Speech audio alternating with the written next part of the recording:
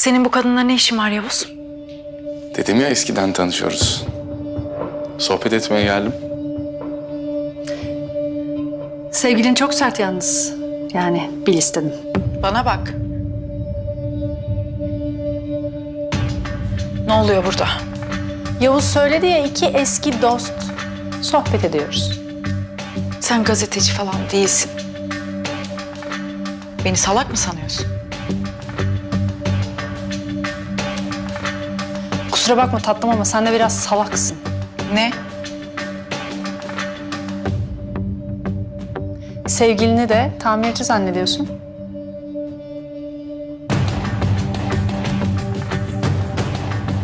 Bana bak. Yavuz. Ne diyor bu kadın? Sorular, sorular. Sevgilin tamirci değil. Türk istihbaratı için çalışan bir tetikçi. Bir katil, bir suçlu. Hangisini demek istersen.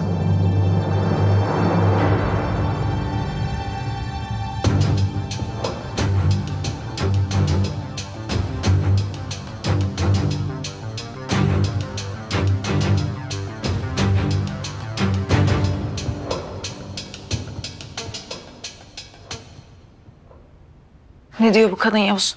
Doğru mu bu? Derya. Ben yani bir aile kavgasına sebep olduysam gerçekten çok özür dilerim. Çünkü çok üzülürüm böyle bir şey olduysa. Kes sesini! Yalan söylüyorsun.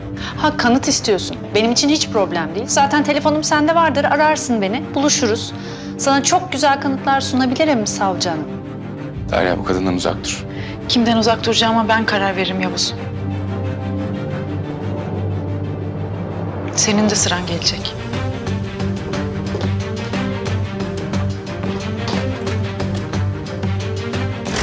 Birbirinize çok benziyorsunuz. Aynı öfke, aynı içi boş tehditler. Seni öldürmekten beter edeceğim. Öldürmekten beter edeceğim. Ama hep bu tehditler hiç icraat olmuyor. Derya'dan uzak duracaksın. Dün gece buluştuğun adamını hala gebertmedim ve seninle ilgili konuşmaya bayağı hevesli. Senin fişini çekeceğim.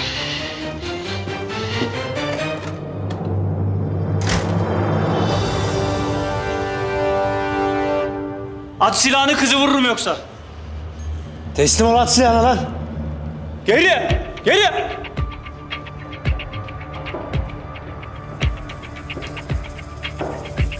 Yürü!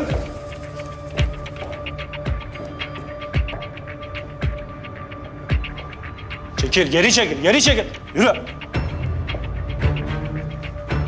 Atın silahlarını, kızı vurayım yoksa. Sami. Ya bir şey söylesene adamına. Söylesene, silahını indirsin. Oğlum indirsene silahını. Bırak! Bırak! Oğlum bizim ne suçumuz var ki? Bırak! Senin yüzünden suç işlemeyelim şimdi. O bizim arkadaşımızın kızı. Bırak oğlum. Çıkacağız buradan Sami abi.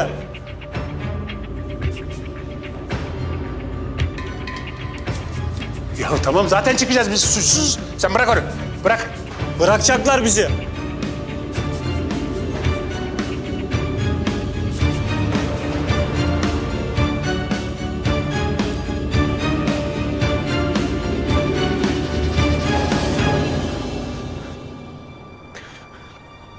Mahmut, sık kafasına. Sık kafasına, yoksa ben sıkarım.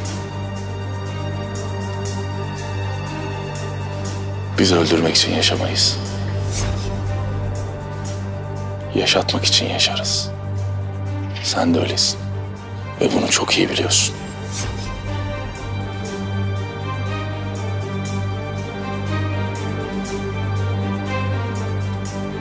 Hayır. Ne demek hayır? Bana karşı mı geliyorsun sen? Ne çabuk unuttun ne kadar adam öldürdüğünü benim için. Peki. Peki ben sana hatırlatayım o zaman. Beraber yaparız.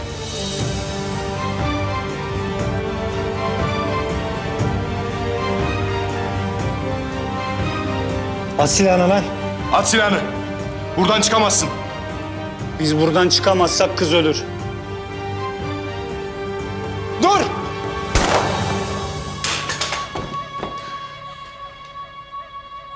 Melisa kızım iyi misin? Melisa. Geçti. Geçti, merak etme Melisa. Arkadaşlar, alın bunları.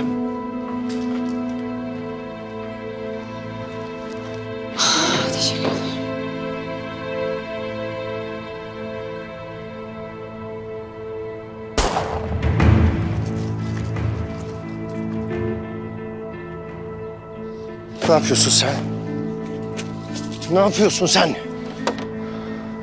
Esas sen ne yapıyorsun Dragan? Hani biz ordu kuracaktık? Hani biz devlet kuracaktık? Şunlara baksana. Bir sürü insan. Sen bunu burada onların gözünün önünde öldürürsen ne olur? Bu haberi her yere yayarlar. Düşünsene. Bir ordu var. Lideri askerlerini öldürüyor. Sen gidip orduya katılır mıydın? Bir ordu kuracaksam buna herkes katılacak. Kimse Dragan'a hayır diyemez. Şunun gözüne bak. Bu gözle mi nişan alacak? Bunun orduluk hali mi kalmış Dragan? Bunun hiçbir yararı olmaz bize. Zayıflatır bizi. Başka bir alanda kullanırız bunu. Baktık işimize yaramadı. Tamam. Senin dediğin gibi olsun. Çeker sıkarız kafasına. Ama bunların gözünün önünde değil.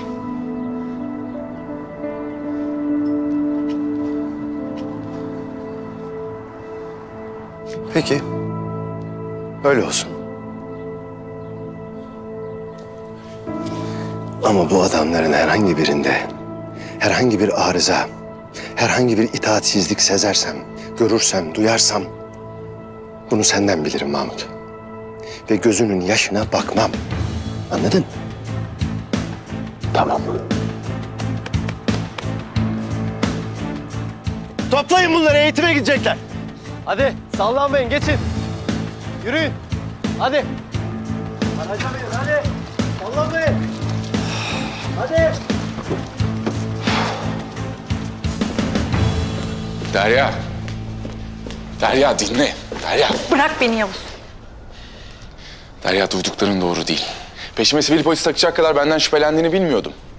Senin değil. O Linda denen kadının peşindeydim ama adres aynı. Ne güzel. Derya, duydukların doğru değil. Kadın beni hala görevde biliyor. Ayrıldığımdan haberi yok. Eski günleri yad etmek için mi gittin odasına? Kadın bana kafayı takmış. Yurt dışında karşılaştık, peşimden gelmiş. Seninle otururken de masaya gelince tepem attı. Gelip yüz yüze çözmek istedim. Ülkesine defolup gitmesini söyledim. Kadın manyağın teki, uzak dur. Uzak mı durayım? Yavuz, bu kadın terör örgütleriyle fink atıyor. Gazeteci falan değil, biliyorum. Benim işim bunlardan uzak durmak değil, tepelerine çökmek. Tamam çök, benim için de çök. Ama sadece bana inan ve güven. Kadının söyledikleri saçmalıktan ibaret. Senin bir tetikçi ya da katil olman mı?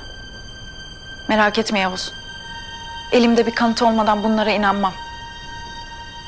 Ama elime en ufak bir kanıt geçerse gereğini yaparım. Bir saniye bile düşünmem.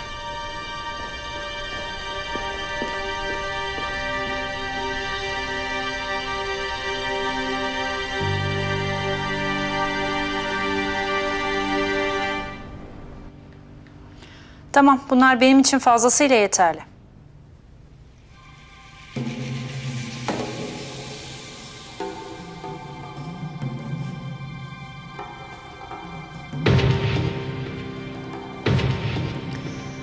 Bakalım kimin eli daha güçlü Yavuz Karasu?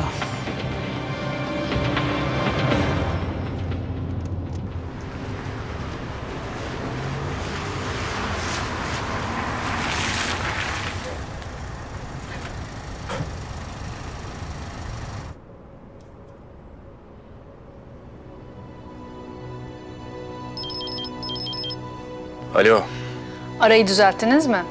limitlerini zorluyorsun Linda. Ben boş tehditleri sevmem Yavuz. Attığın her adıma dikkat et bence. Yoksa bunları ve daha fazlasını savcı hanım görür.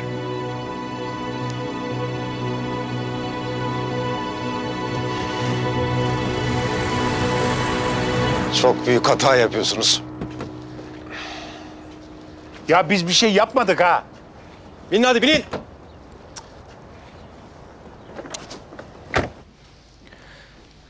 Geçti Melisa, merak etme. İyisin değil mi sen? Bir şeyin yok.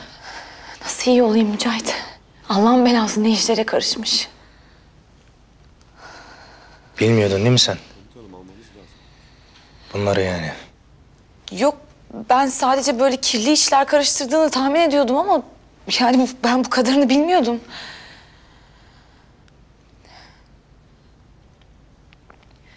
Ne yapmış? En beterini yapmış Melisa. Babanın terör örgütleriyle bağlantısı var. Allah onun belasını versin ya. Beni şu düşürdüğü duruma bak. İnanmıyorum ya, inanmıyorum. Sizi de almamız lazım hanımefendi. Nasıl yani? Beni mi? Ben bir şey yapmadım ki. Ben bir şey bilmiyorum. Ben suçsuzum. Evdeki herkesin sorgulanması lazım. Mücahit. Ben bir şey yapmadım. Direnme Melisa. Onlar da işlerini yapıyorlar. Soruşturma ve sorgu sonucunda gerçek ortaya çıkacak. Merak etme. Buyurun.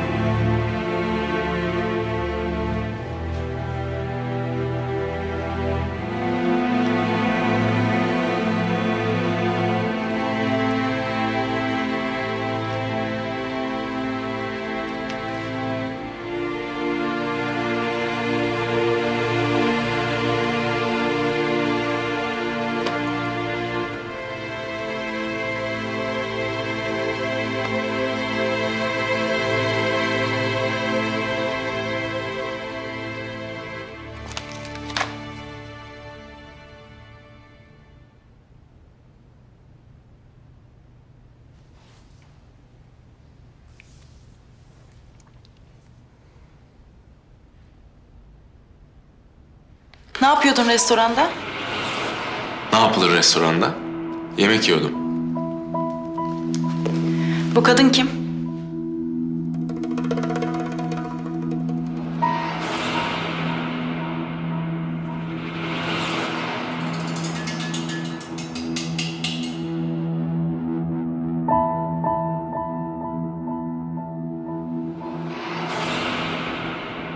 Neden geldin peki? Elinde hiçbir koz yokken hem de. Seni böyle bir tuzağa çekebileceğini bile bile. Seni elimden aldı Derya, tabii ki gelecektim.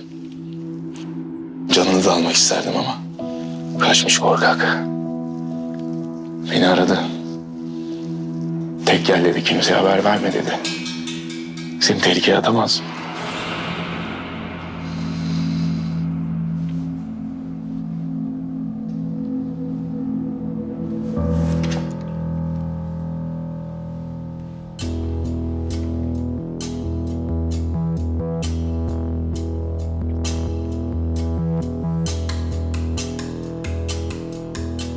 İyi günler.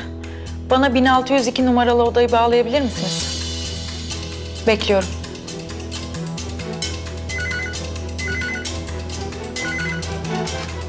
Efendim? Ben savcı Derya Dumansız. Savcı hanım, bu kadar çabuk beklemiyordum doğrusu. Radarıma girdin artık. Bundan sonra daha sık görüşeceğiz, merak etme. Sizi dinliyorum. Birazdan sana göndereceğim adrese gel. Akşamüstü. Tek başına. Seninle bir de baş başa konuşalım bakalım.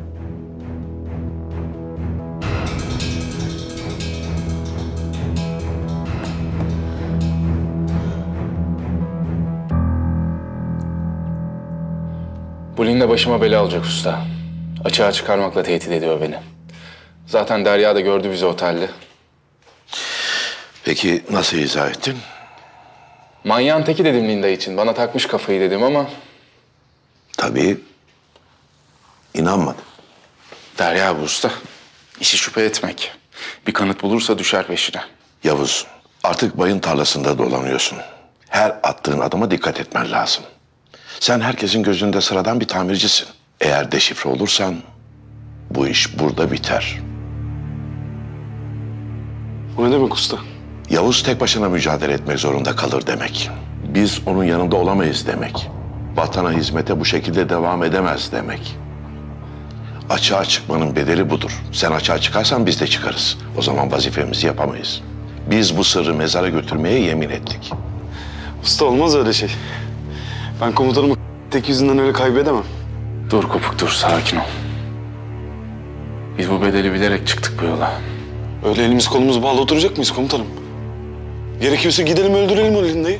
İşte bunu yaparsak istediklerini elde ederler. Kadın gazeteci kimliğinde. Başına bir şey gelirse uluslararası basında çarşaf çarşaf haber. Kadın sırtlan gibi usta. Elindeki kozu çok iyi kullanıyor. Ne yapacağız peki komutanım?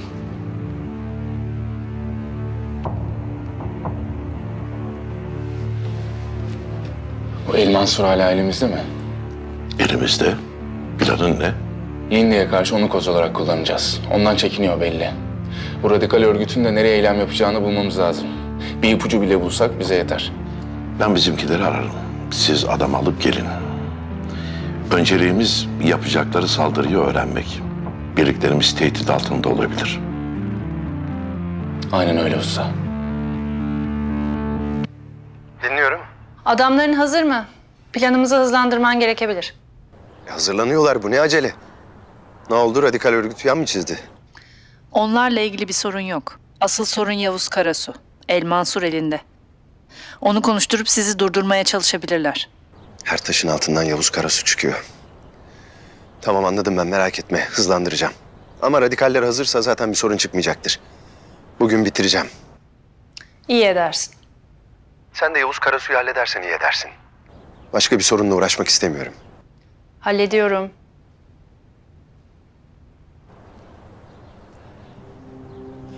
Bir numara. Ayaklarını iyice aç.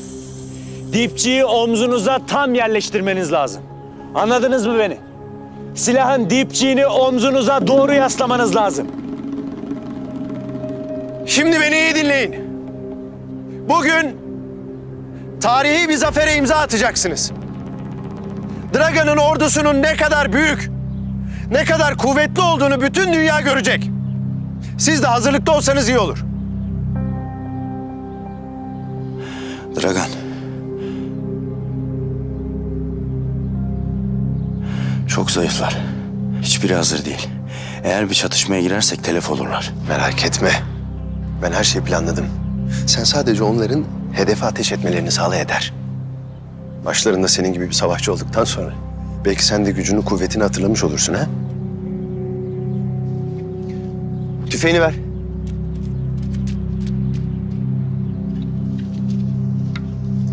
Göster onlara. Yapabilir miyim bilmiyorum. Sen mi? Hadi.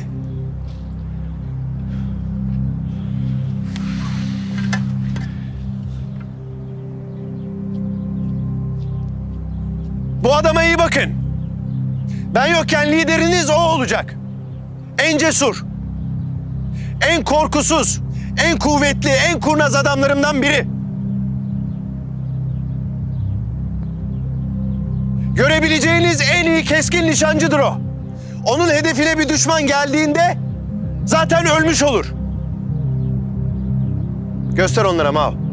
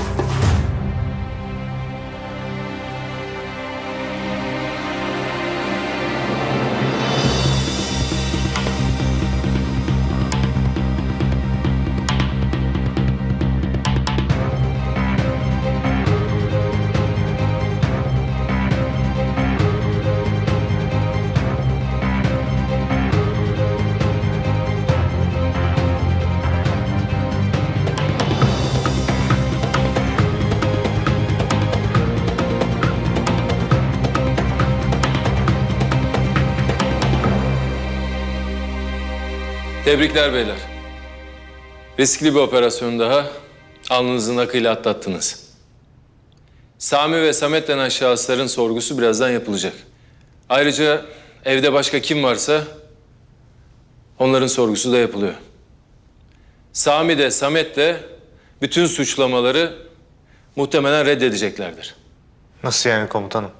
Her şey apaçık ortada değil mi? Yani nasıl reddedecekler hala? Elimizde sadece Sami'nin Seda ile olan bağlantısına dair kanıt var. Ne konuştuklarının ya da ne planladıklarının belgeleri yok. Helikopter hazırdı. Kaçacaklardı. Melisa'yı da Sami'nin adamı rehin aldı. Sami rehin alsaydı evet. Ama adamın rehin alması yeterli değil. Helikopter de delil teşkil etmiyor maalesef. Gitmiyordum bir yere der çıkar işin içinden. Bize sorgu sonucu daha net deliller gerekecek. Ama bir şekilde bir açıklarını da bulacağız, merak etmeyin. Eylemle beraber çapraz sorguyla bu işi halledeceğimizi düşünüyoruz. Olmazsa elimizde Seda var. Onu kullanacağız. Aynen öyle. Allah'ın izniyle bu vatan hainlerini adalete teslim edeceğiz. Tepelerinde tasmalarını tutan kim varsa onları da bulacağız. Hepiniz için bugün zorlu geçti. Şimdi gidin dinlenin. Emredersiniz komutanım.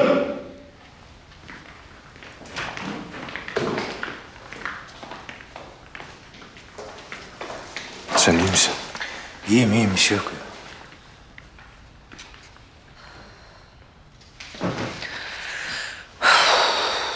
Adamlar hiçbir yere imza atmamış. Arkalarında delil bırakmamak için ellerinden geleni yapmışlar. Kolay olmayacak bu iş. Seda da konuşmadı hala. Derya sen iyi misin? Bir sorun yok değil mi? İyiyim, iyiyim. Hadi şu çapraz sorgulara başlayalım. Tamam. Ne yapacaksınız bana? Çıkarın beni buradan! Lan bir sus! Bırakın! Bak oraya gelirsen beynini patlatırım senin.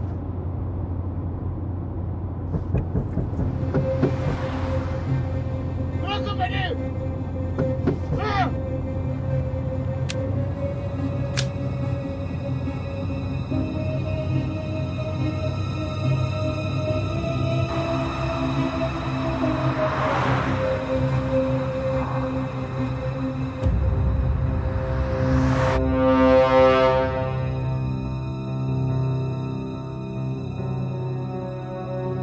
Zorlu bir görevi kabul ettin. Ama teşkilatın prensipleri belli. Eğer açığa çıkarsan, bu fotoğrafı Türklere servis ederiz. Bunun da ne anlama geldiğini biliyorsundur herhalde. Ya hapishanede şişlenerek ölürsün, ya da bizi hiç uğraştırmazsın, kendin halledersin. Anlaşıldı. Görevi kabul ediyor musun? Ediyorum. Hayır. Buraya bakın. Kimse yok mu? Buraya bakın.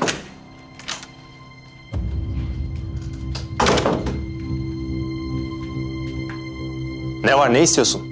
Eylem Mersiye ile görüşmek istiyorum. Ona anlatacaklarım var.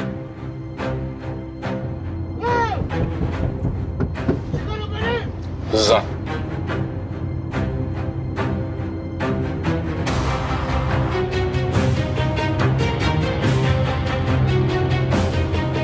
Ne oldu komutanım? Sağa gir.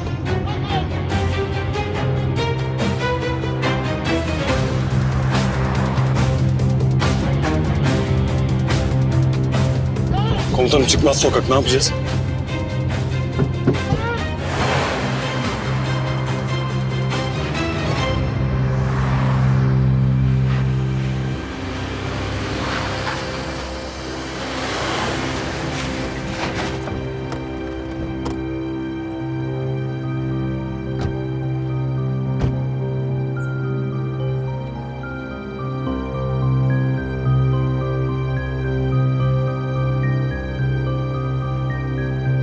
El Mansur bu.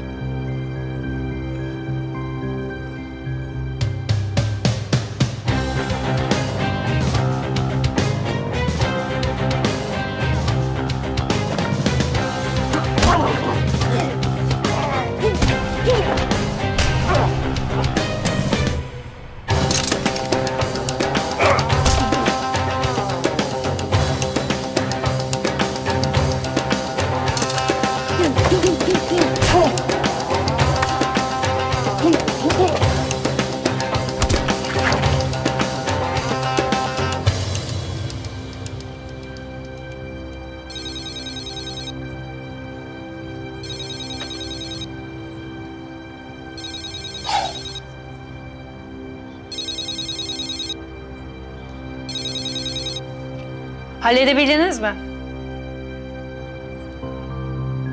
Hallettik, merak etme. Yavuz? Bir dahakine benim için ya bir ordu gönder ya da hiç zahmet etme.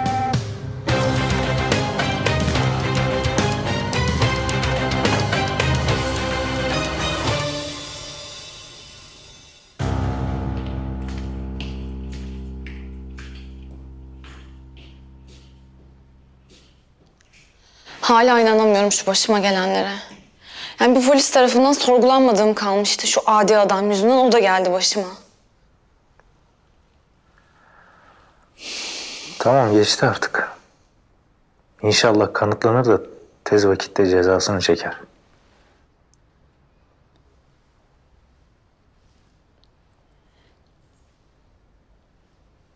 Seninle bu şekilde karşı karşıya geldiğim için de özür dilerim. Yok canım. Senin ne kabahatin var?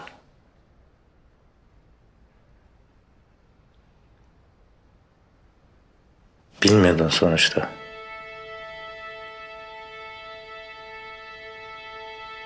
Değil mi?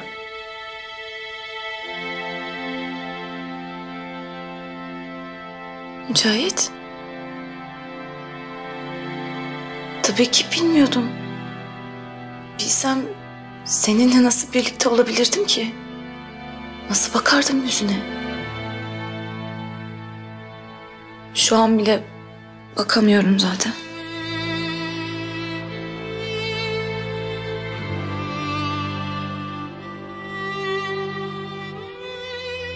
Sen inanmıyor musun yoksa bana? İnanıyorum. İnanıyorum. Yani senin bir suçun yok. Kimsenin bir suçu yok. Tek suçlu baban. Bundan sonra bana hep baktığın zaman Bir vatan haininin kızını göreceksin değil mi?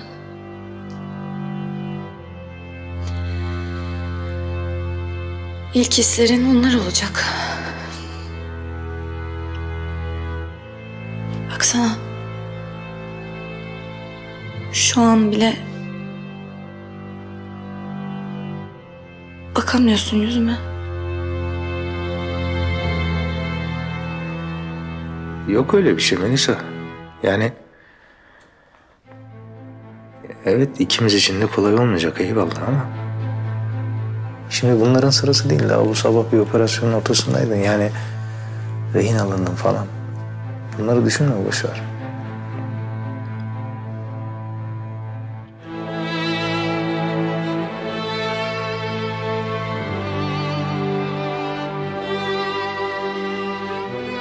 Atlatırız bunu değil mi?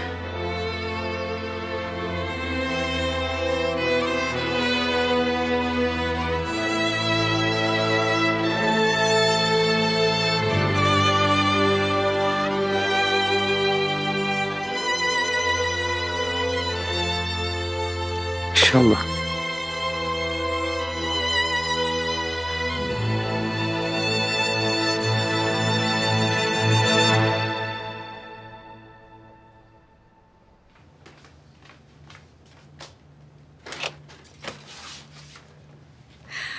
Hoş geldin.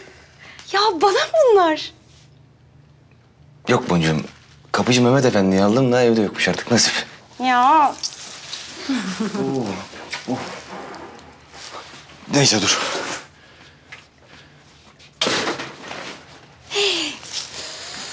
Teşekkür ederim. Boncuğum sen şu telefonunu ver de bir şu şey yapalım. Sessiz alalım. Acil bir durum olsa evden ararlar zaten. Benim telefonum nerede? Ne oluyor? Ne mi oluyor Boncuğum?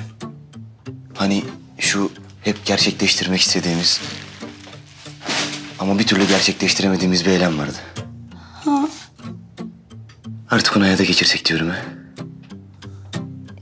Açsındır ama sen. Biz önce yemek yiyelim. Olur mu? Önce yemek yiyelim biz. Boncuğum, ben açım. Ben sevgiye açım. Huzura, Mutluluğa açın boncuğum. Bak kapı mapı çalacak, korkuyorum ha. Ama bak ben şimdi bir sürü şeyler hazırladım. Ah tamam mı? Biz önce yemeğimizi yiyelim. Hem Süperman dedik. Face Meteor çıktın. Çorbalar masada. Hadi geç sen. Getiriyorum. İlla içeceğiz değil mi o çorbayı? Duyuyorum. Duyuyor. Ben de duyuyorum. Seda ile aranda nasıl bir ilişki var? Eski bir dost. Ajan falan olduğunda ilk defa sizden duyuyor. Sami'yi yurt dışına kaçırmak üzere olduğunu biliyoruz. Bütün ayarlamaları yapmışsın. Ben bir şey yapmadım. Sami abi ziyaretimize geldi. Kaçtığı falan yoktu. Adamın korkudan Samet'in kızını rehin aldı. Sırf bu yüzden bile içeri tıkabilirim seni Sami. Ben ona öyle bir emir vermedim. İsterseniz kendine sorun. Ama öldürdünüz adamı ya. Dua et seni gebertmedik. Teröre hangi yollarla fon sağlıyorsunuz? Ne terörü savcım? Biz devletini seven... Vergisini veren saygın iş adamlarıyız. Geç lan bunları. Samet yeni odada her şeyi anlatıyor bir. İlk sattığı adam da sen oldun. Hadi uğraştırma beni, her şeyi anlat. Sami'nin elebaşı olduğunu biliyoruz. Yaşı tabii bizden büyük. Saygımız o yüzden. Hepsine abilik ettiğim doğrudur. Ama diğerleri hepsi iftira. Sami'yi koruyarak cezanı pekiştiriyorsun. Terör örgütlerine akıtılan bütün paralar senin üstünden geçiyormuş. Masum insanları yerlerinden edip çöktüğünüz toprakları anlatıyor. Sözde kuracağınız o devlete, o bayrak dediğiniz adi paçavraya kadar her şeyi planlamışsınız. Ben bu suçlamaları kabul etmiyorum. Avukatımı istiyorum. Bizim her şeyimiz kayıtlı. Biz iş adamıyız. Avukatımla görüşmek istiyorum. Bu iş bittiğinde sizi kimse elimizden kurtaramayacak. Bunu bil. Hapislerde geberip gitmeni zevkle takip edeceğim Sami.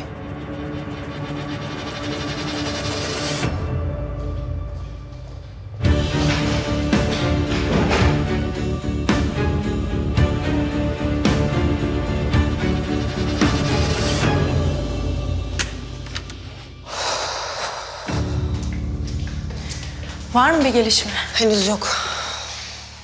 Uğraştıracaklar. Ama sonunda ikisini de alacağız. Seda sizinle görüşmek istediğini söyledi Eylem Hanım. Anlatacakları varmış. Tamam. Bu güzel bir gelişme olabilir. Evet. Bakalım derdi neymiş?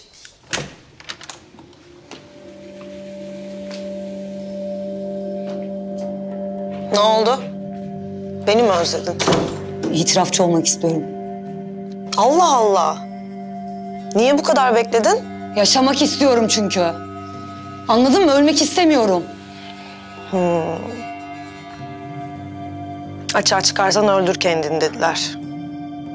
Senin de canın tatlı geldi. Korktun değil mi? Öyle mi? Yaşamak istiyorsun. Hepimiz gibi. Ama seninle aramızda ne fark var biliyor musun? Biz onurumuzla yaşıyoruz. Siz kalleşçe, haysiyetsizce yaşamaya razısınız. Şimdi konuş. Anlat hadi. Hayat garantisi istiyorum. Bana kimlik çıkarın. Başka bir ülkede hayat kurun. O zaman size her şeyi anlatırım. Ha bir de pazarlık yapıyorsun.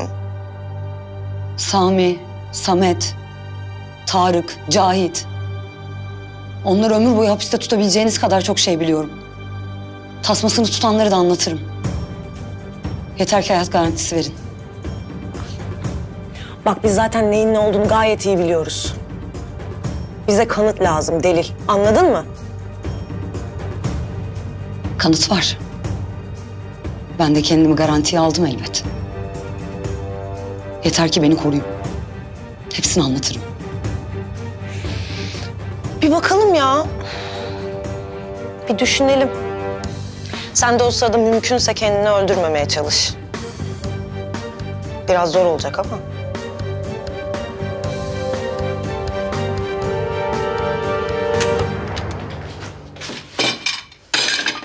Sen ver onları bana Boncu. Sen de onları al gel hadi. Hadi Boncu.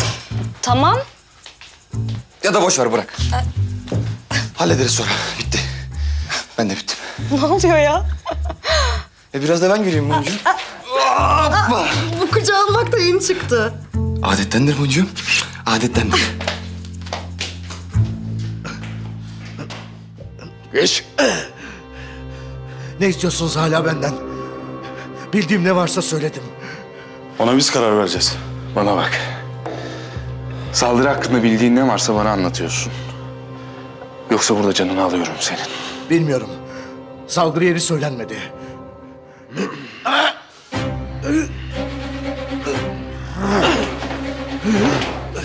Kiminle iletişime geçtin? Adını bilmiyorum. Yavuz sakin ol. Lan! Geç! Haber gönderdiğin adamın kampı neredeydi? Bilmiyorum. Kalk lan! Kalk! Lan geç! Yürü! Göster neredeydi kamp? Bu bölgedeydi. Kopuk.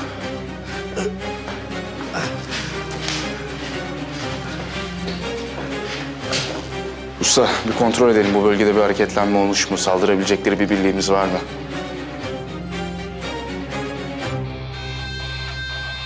Bana bakın. Nema Dağı'nın şimaline gideceğiz. Oradaki köyü basacağız. Herhangi bir direniş olmayacak. Köyde kim var kim yok gebertin. Anladınız?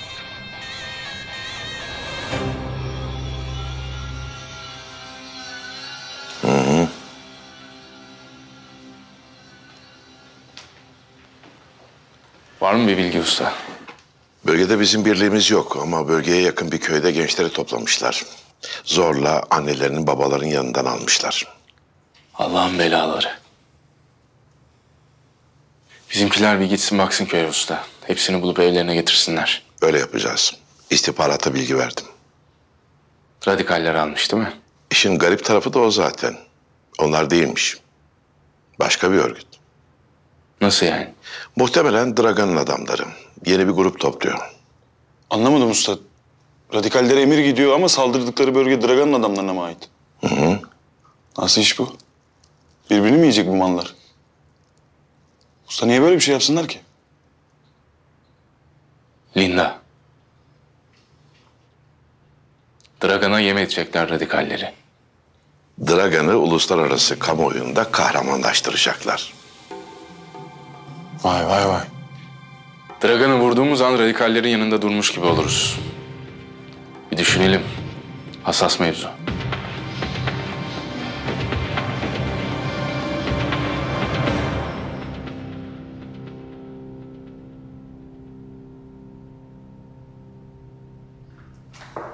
Erdem abi müsait miydiniz? Gel Eylem. Ben de bizimkilerle toplantı yapacaktım. Sınır dışında bir hareketlilik söz konusu. Senin ne vardı? Şu Seda. İtirafçı olmak istiyor. Muhtemelen çalıştığı yabancı istihbarat eğer açığa çıkarsa kendisini öldürmesini söylemiş. O da korktuğu için güvenliğimi sağlayın, ben de itirafçı olayım diyor. Aynen öyle. Tabii bazı şartları var. Biz istihbaratla konuyu detaylıca görüşüp bir karar vereceğiz. Tamamdır. Siz nasılsınız? Her şey yolunda mı? Nazlı nasıl? Bildiğin gibiyiz Eylem. Nazlı da öyle. Bir arkadaşının yanına gönderdim. Biraz buralardan uzaklaşsın istedim. Bu ateş meselesi onu yiyip bitiriyor Eylem. Beni de öyle. Ne yapacağımı bilmiyorum. Mantıklı düşününce Nazlı hayal görmüş olmalı diyorum. Ama diğer yandan... Kalbiniz öyle demiyor. Ya hayattaysa diyor. Hepimiz aynı durumdayız. Aklımız başka bir şey diyor, kalbimiz başka bir şey. Çaylak da Efe de istihbaratla birlikte köye gitti. Bulamadılar.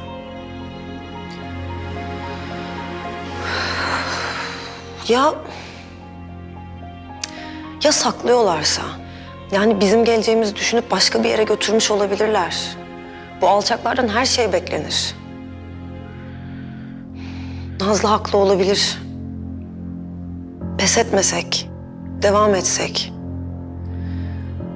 Erdem abim biz ne zaman pes ettik ki? Yani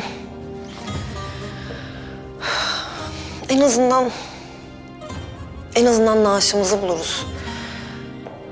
Ya bu şekilde hiçbir zaman huzur bulamayacağız. Bu hep içimizi kemirecek. En azından naaşımızı bulalım.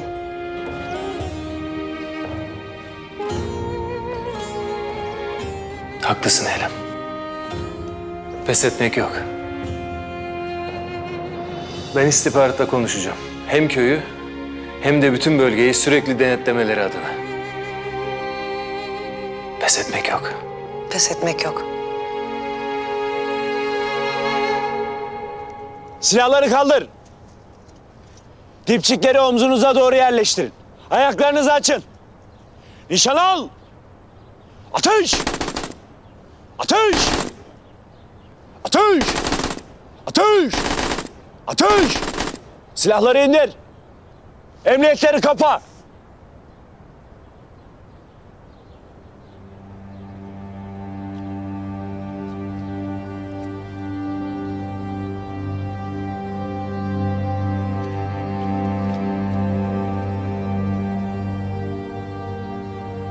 Bu kadar yeter.